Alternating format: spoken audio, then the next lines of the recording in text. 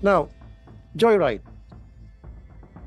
kumukolekta kayo ng 600 pesos annually sa lahat ng riders for the insurance na pinagmamalaki nila na 1 million ang coverage pero si rider ang nag-shoulder. One. Number two, yung tip ng customer supposed to be sa driver na lang ay may kaltas din sila na 20%, pati tip ka. Yan. Hindi makatarungan at hindi makatao ang ginagawa nila. Bakit sila move it at angkas wala namang ganyan? Pinuri si Move it sa angkas dito. Bakit sa kanila, sa rider, lahat nila kinukuha? Meaning Joyride. This should be addressed and stop. Asa, please hide my name, of course. Okay. Okay, so Joyride, ano masasabi niyo po, sir? Good morning, Mr. Chair. With regards to that po, Mr. Chair, we'll look into that. But there are reports that we have been receiving regarding that, but we'll look into that. Well, then dapat refund.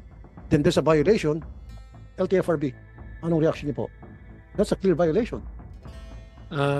Hindi po yan kasama sa terms of reference ng accreditation nila.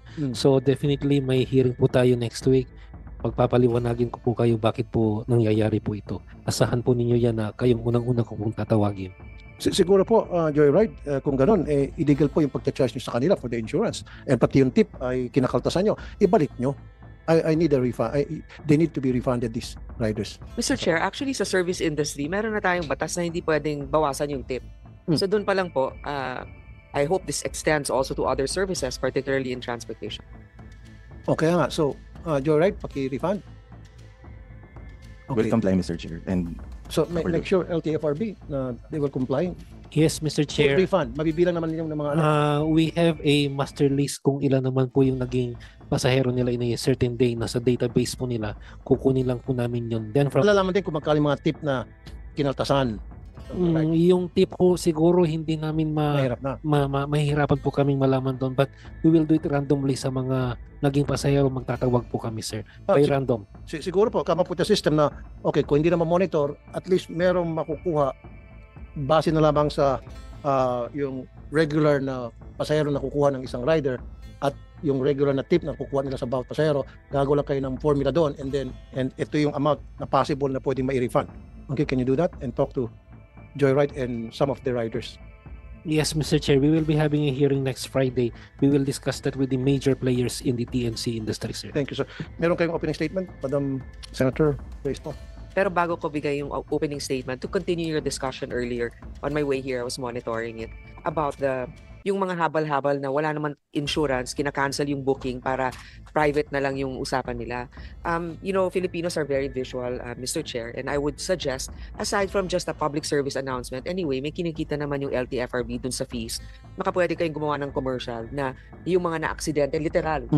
Pag nangyari sa inyo ito, nabalian kayo, o nabawian ng buhay ang isang mahal nyo sa buhay, wala kayong insurance kung private ang usapan ninyo at walang accredited TNVS na kasama. Pero talagang kailangan literal, sir. Advertisement siguro sa TV and social media. Or even kasi pag nakita ng Pilipino na ganyan pala, pag nasakuna, walang cover sa hospital. Well, PhilHealth. Pero, di ba, alam naman natin yung mga ibang Maybe ang sinasabi po ni Senator Grace po, gagawa kayo ng commercial, kuha kayo ng advertising agency na merong parang konting acting na aksidente motor yan.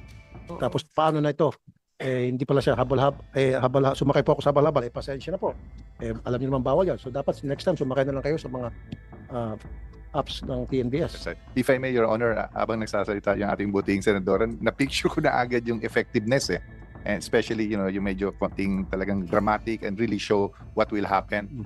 On the part po sa LTFRB, tutulungan po namin through DOTR. Kaya po namin makapag-gawa ng ganong klaseng infomercial, and then our players will help us disseminate it through our Facebook naman po. Para namin kayo. I'm sure there are companies that will willingly volunteer.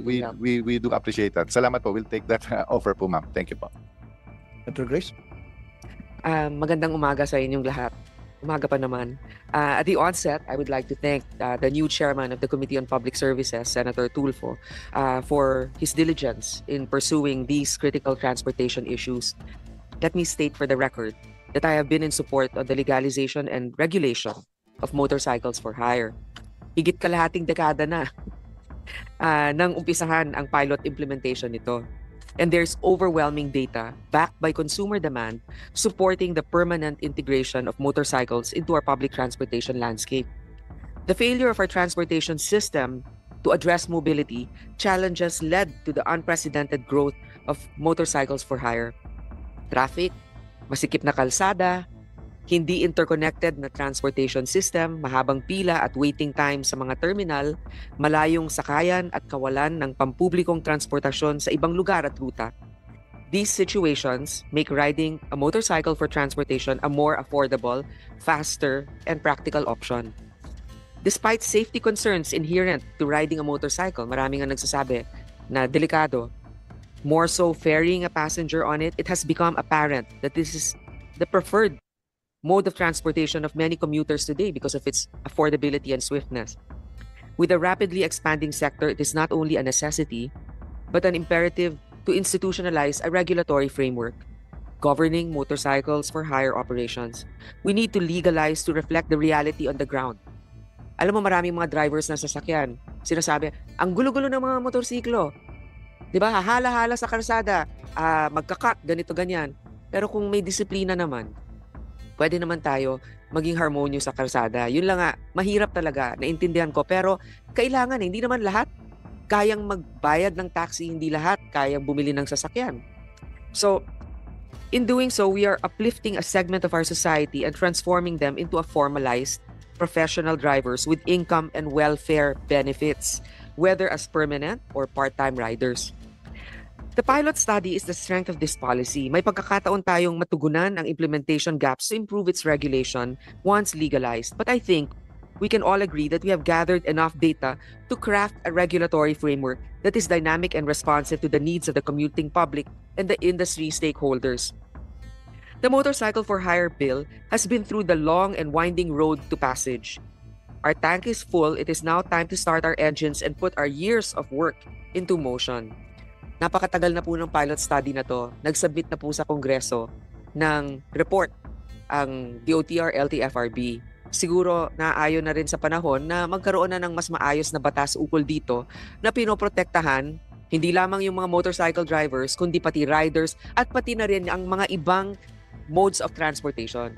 Kasi ang nangyayari ngayon, pag meron kang nabanggang nagdadrive ng motorsiklo at ikaw 4 ang gulong mo, talo ka sa mata ng tao.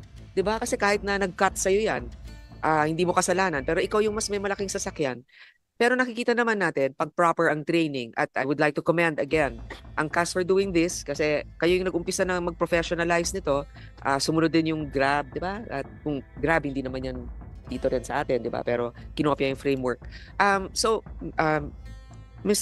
Chairman, I think that magseryoso na kayo, LTFRB, kung ano ba talaga ang version ng batas na sa tingin nyo ay more responsive at mas makatotohanan para mas may proteksyon ng ating mga kababayan. Salamat po. Thank you, Senator Grace. Yeah, I think LTFRB is doing their best since mga nakalang hearing, and they've been very cooperative.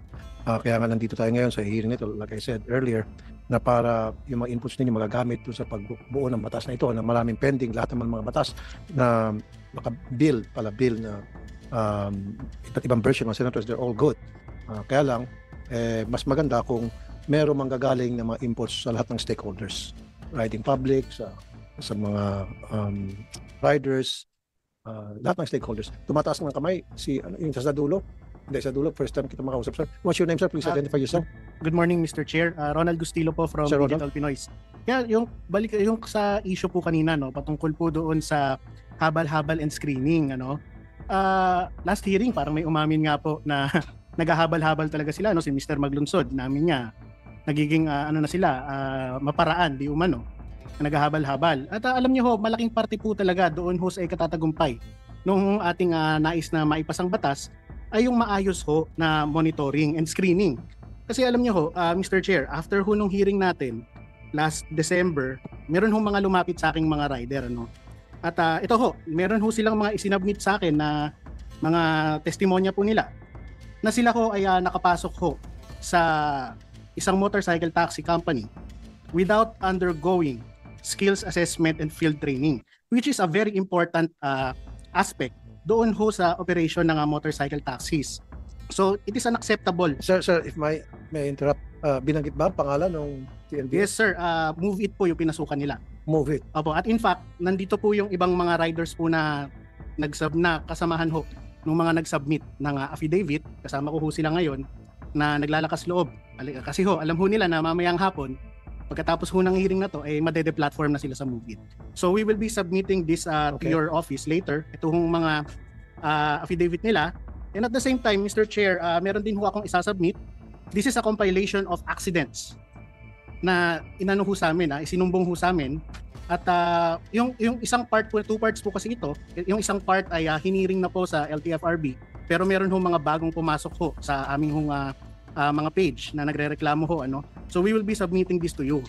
Bakit po ho ito inaano? Kasi alam niyo ho, sa Congress, sa House of Representatives, we have been pushing for a very comprehensive system na kung saan pwede po sanang itong gamitin ng ating regulatory agencies to monitor hindi lamang po yung mga papasok na riders, kundi pati ho yung mga aksidente. Actually, ang naging proposal ho namin, DICT should come up with a system na automatic na magre-report ho doon yung mga law enforcement agencies natin, MMDA, Highway Patrol Group, at PNP, tapos yung mga TNCs, doon na sila magsasubmit para nakikita ho yung kung gaano kataas ho ba talaga yung accident rate. Kasi ho, ang nangyayari ho dito, meron hong mga na-aksidente, meron hong namamatay.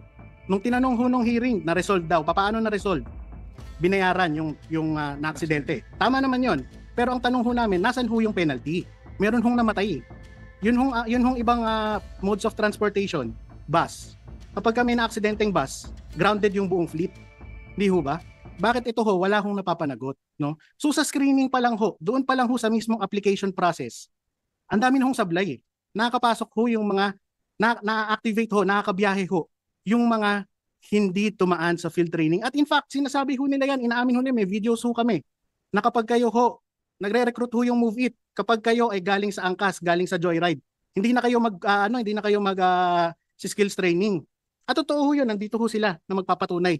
Nandito po yung kanila hong mga salaysay at anytime ho, pwede ho silang ipatawag. Thank you, sir. Attorney Aguadis, medyo na